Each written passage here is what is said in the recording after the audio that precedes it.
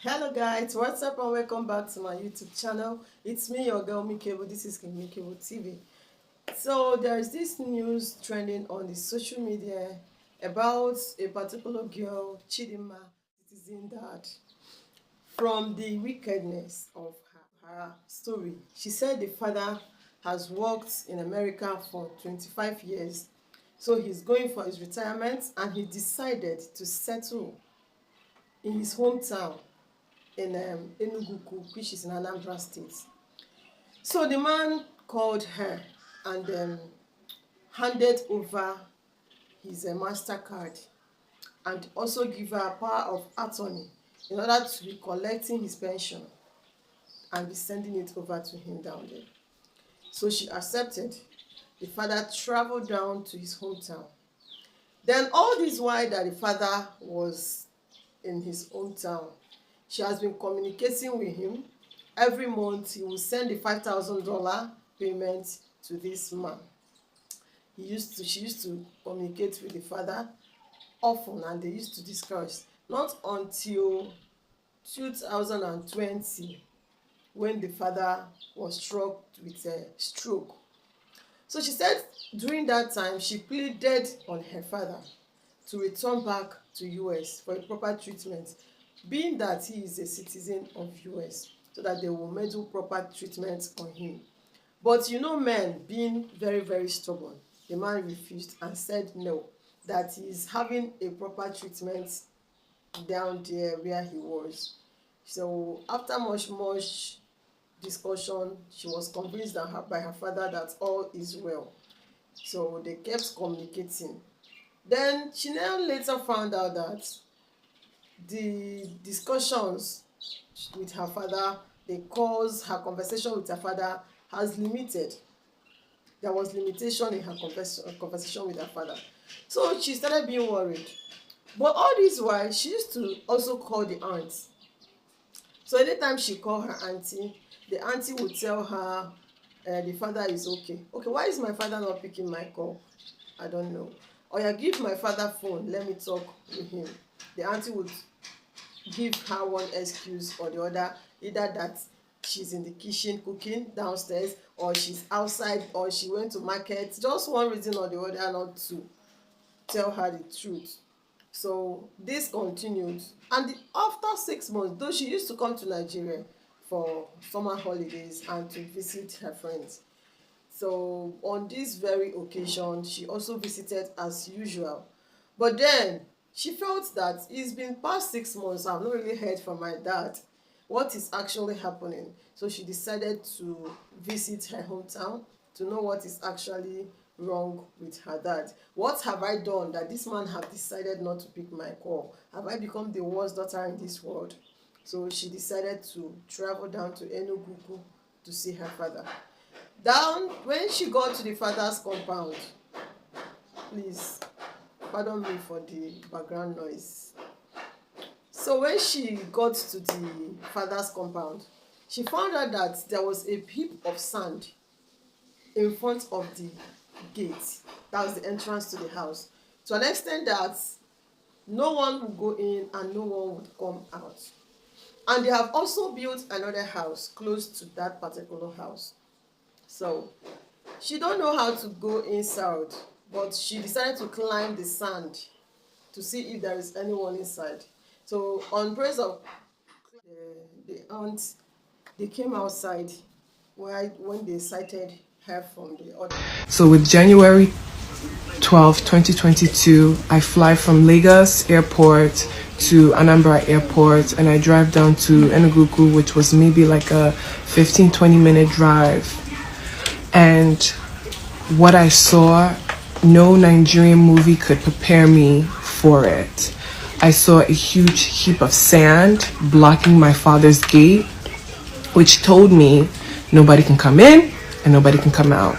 And clearly, because of this, barrier, it made it very hard for me to have access to the gate. That side.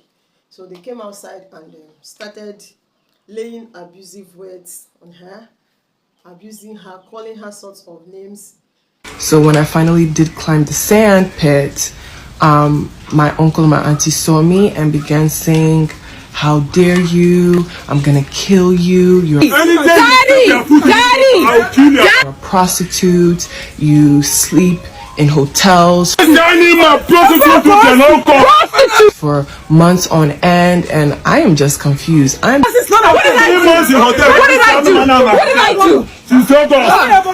she was like, what's actually happening? She only came to see her father. She was surprised. She couldn't even comprehend anything.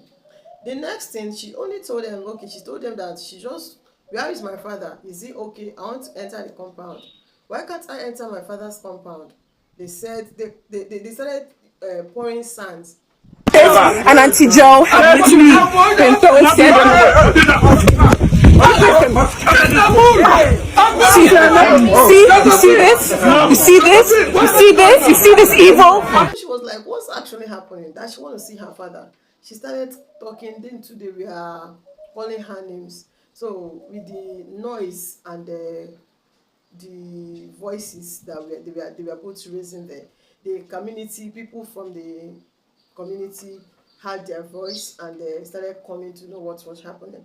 So there and there, she narrated her own part of story, and they said no, that you shouldn't stop a girl from coming to see her father. And those ones too, they refused. They were saying a lot of lies, trying to lie against her, but the villagers actually know the truth. Nobody believed them. So because of the noise, the youths came, she mobilized the youths. So the youths came and they started beating and chasing the uncle and the aunt away. So they went and called the police because of what was happening. So when the police came, they interrogated her, and she had evidence that she has been speaking with the father all the while. She showed them everything. So they said, yeah, that she has every right to enter her father's compound. Next thing, her uncle that is in one of the relatives, the father's relative that was in Abuja, sent a message that the father is with him, but he's not currently at home right now. To calm the crowd down, because at this point in time, the tide was turning against my uncle and my aunt. When the police now came, they said, listen, ma'am, you've been physically assaulted. What do you want to do? I said, please, can we just hold off on pressing charges until I find the whereabouts of my father? At that point in time, my uncle and my auntie began screaming and yelling, he's in Abuja, he's in Abuja. I have a text message that I'm gonna post up here where my aunt is literally confirming that my dad is in Abuja. And a quick context, I knew my dad wasn't in Abuja because the reason why I was always checking on my dad is because unfortunately, December of 2020, my dad had a stroke in Nigeria. I had fought for him to come back to America for proper medical treatment, but according to him, he was okay, he was fine, he was seeing a doctor in Anambra. I didn't trust it, I didn't want it. He's a US citizen, come and get the proper medical treatment, but he refused and I could not force him. So when that happened, I just let him and his family basically. The next thing, one old woman appeared to her, according to her, and said, it is all lies. Your father is in there. There and there, she was like, what? She said again, she now told them, what if we do what we can do today? Is it not the same? They said it's already late. He said, but we are already here. Yes, it's late, but we are already here. Can't we do it? Let me just check. Okay, since tomorrow, you guys will verify if my father is in Abuja with the brother. And we are here. I want to also verify if my father is here. I want to confirm. It was a serious tug of war, but later on, they allowed her in. The moment they allowed her in, she saw serious panic, that kind of thing, from the face of the auntie and the uncle. So when she entered, she was a bit scared. So as she was going inside the compound, she summoned some youths to also follow her along because she can't enter there alone. So those youths followed her in. Then when she got to the downstairs, she couldn't see the father, but one spirit said she should go upstairs. So she went upstairs, getting to even the entrance to the father's room was also locked. So I went upstairs to my dad's floor, and as I entered into the living room, I kid you not, it felt like I was entering into a graveyard. I could see death in the corner, and I was looking at death, and death was looking at me. And then I finally looked down, and I can see my father on the floor, on a dirty mattress, covered in just unimaginable things. My dad's beard was so long, his nails were so long, his mouth was so dry. When I looked at him, I felt my soul mourn. And I was like, really? This was what the abuse was for, to hide this. The man is almost going. So the only thing she managed to ask, because the man at that state could not say much words. So she knew that the only thing the man could answer that moment is yes or no. She asked the man, do you recognize me? Do you know me? The man said yes. Do you know that I love you? The man said yes. So she said, okay, I am here to help you. I am here to help you. Calm down, I'm here to help you.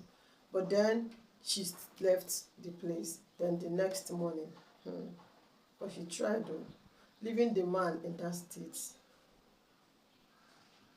I can't even do that, because I would think the man is not going to survive the next morning. Anyway, people and their ways. So she went back to her hotel, slept till the next morning. So the next morning, she returned with the youth of the villagers, the youth of the village.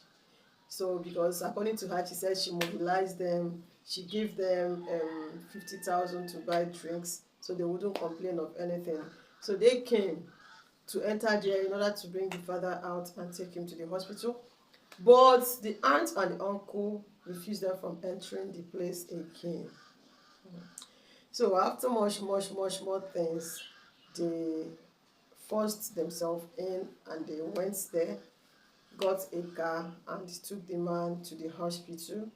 There the man got treated, and afterwards he carried the man back to Lagos for proper treatment. Then from there back to this is Chidima's part of the story. And on the next video we are going to share the father's side of the story, the father's family, the uncle's part of the story, because they shared their own part of the story.